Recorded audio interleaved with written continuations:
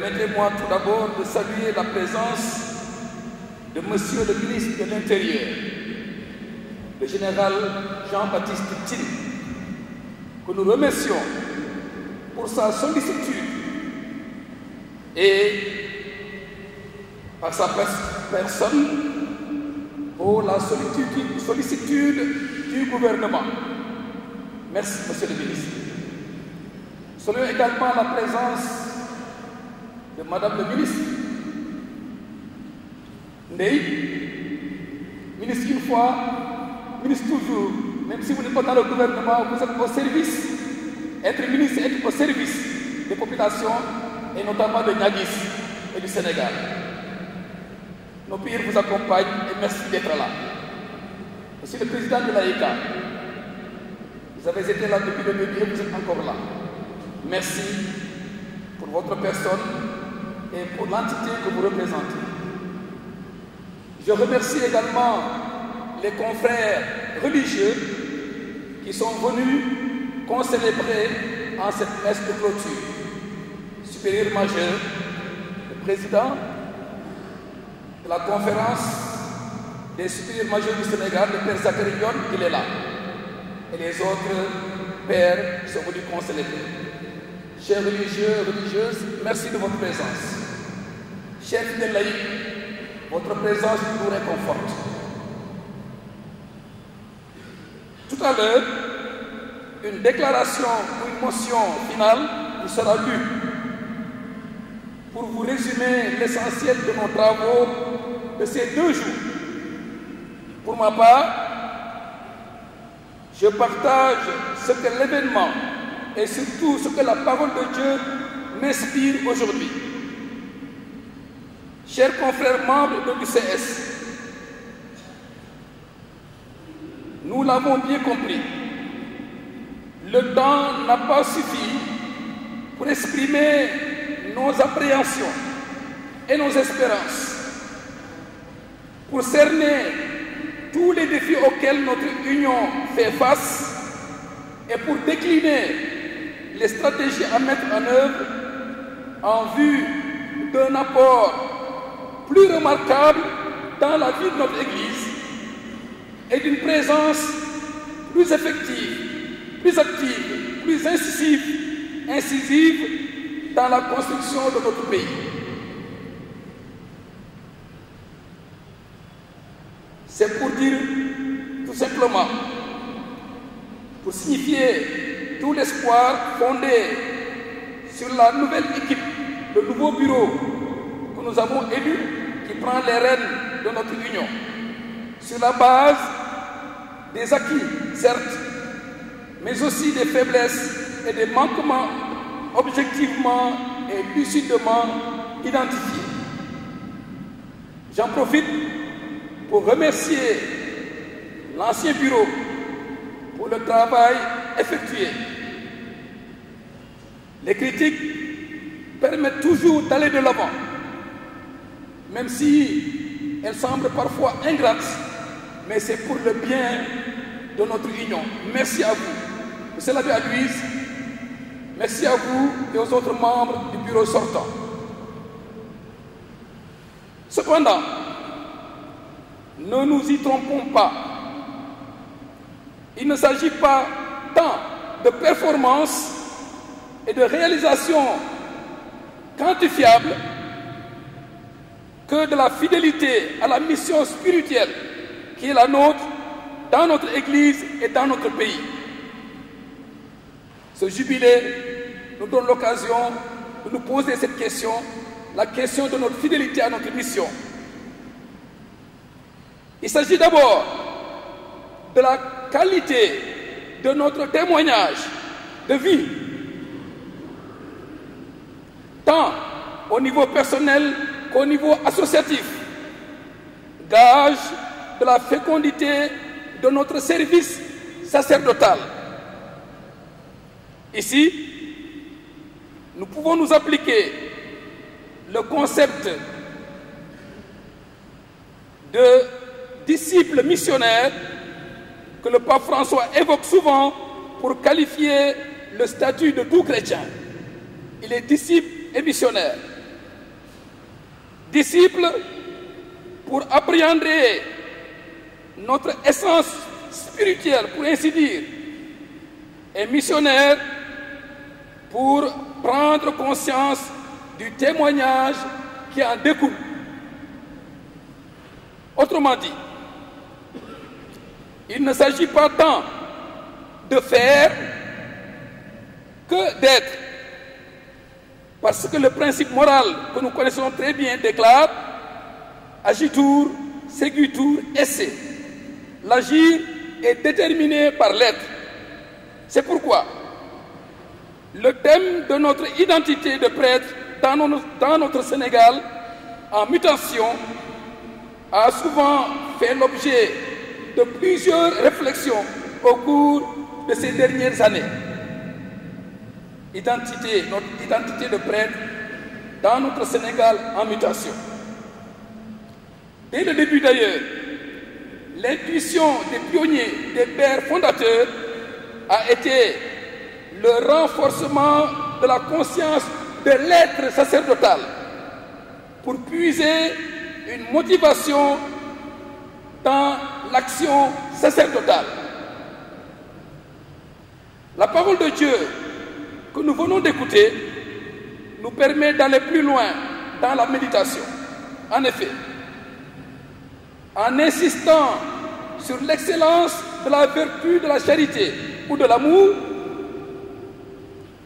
l'apôtre Saint Paul voulait mettre l'accent sur la primauté de l'intériorité, car l'amour est le déterminant essentiel de la vie chrétienne et plus encore du sacerdoce ministériel qui est essentiellement service de l'amour, qui trouve sa source dans l'amour.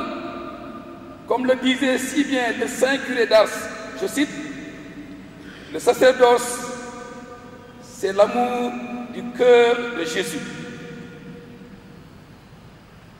Notre être, c'est bien cela, chers confrères, le lien d'amour avec notre Seigneur Jésus, sans lequel nous nous agitons en vain.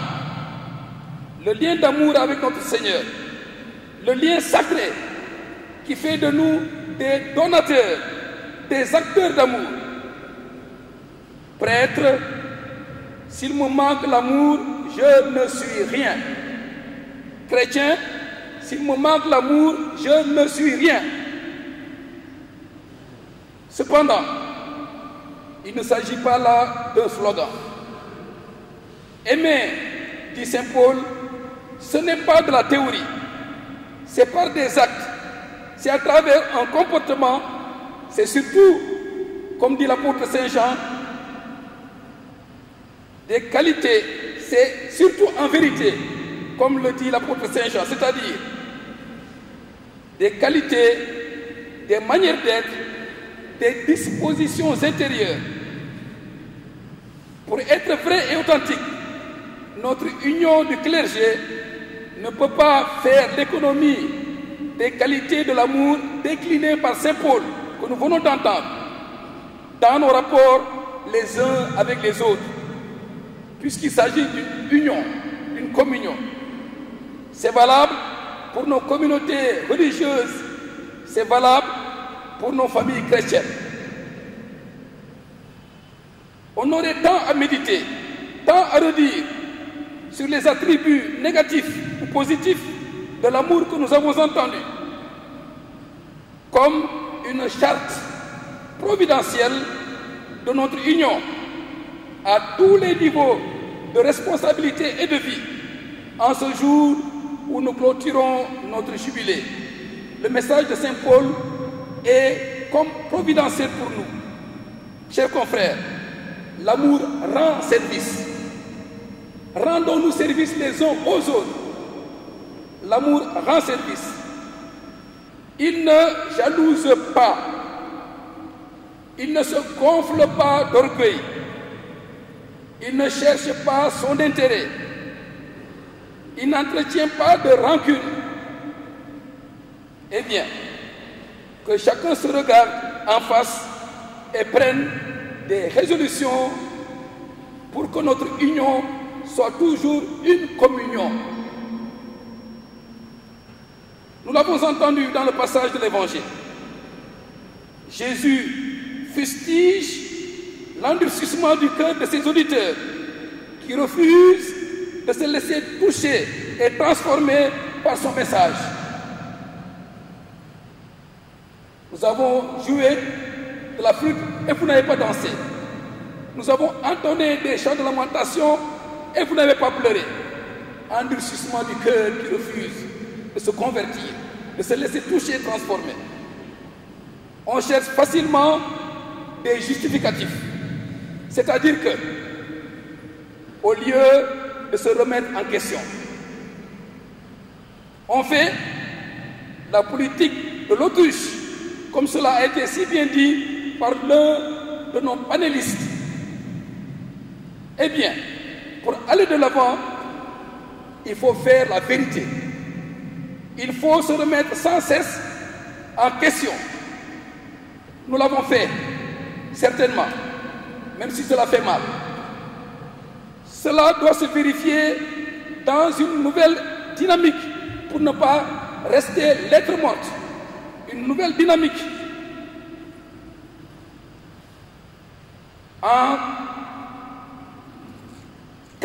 en capitalisant ces 50 années, les acquis et en évitant les erreurs. Mais avant tout, et c'est essentiel, à mon avis, chacun de nous doit prendre résolument la décision, pour emprunter la métaphore de l'Évangile, la décision de danser avec les autres, c'est-à-dire d'être présent, de participer,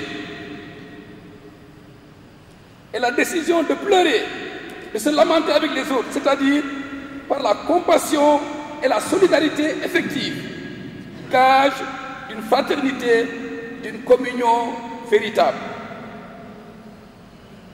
Pour finir et pour laisser le temps à la déclaration finale, n'oublions pas les immenses espérances que le peuple de Dieu, surtout les fidèles, place en nous comme pasteurs, dévoués et cohérents. Ni les attentes de nos concitoyens, de notre pays, en termes, comme cela a été dit, d'éducation des consciences, en termes de contribution intellectuelle au débat, en termes d'acteurs de la construction d'une conscience citoyenne et responsable, en ces temps où la migration décime des centaines, voire des milliers de nos jeunes. Que faisons-nous? Que devons-nous faire? En ces temps où la violence, sous toutes ses formes, défraie la chronique, où le respect des personnes et de leurs biens, comme celui des biens publics et du bien commun, semble n'être qu'un idéal lointain.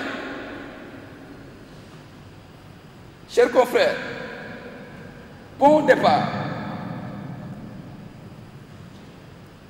Avec la clôture de notre jubilé, tous nous l'avons dit, un nouveau départ, un nouveau souffle, mieux encore avec le souffle de l'Esprit Saint pour qu'il inspire nos actions et nous donne la force de les accomplir.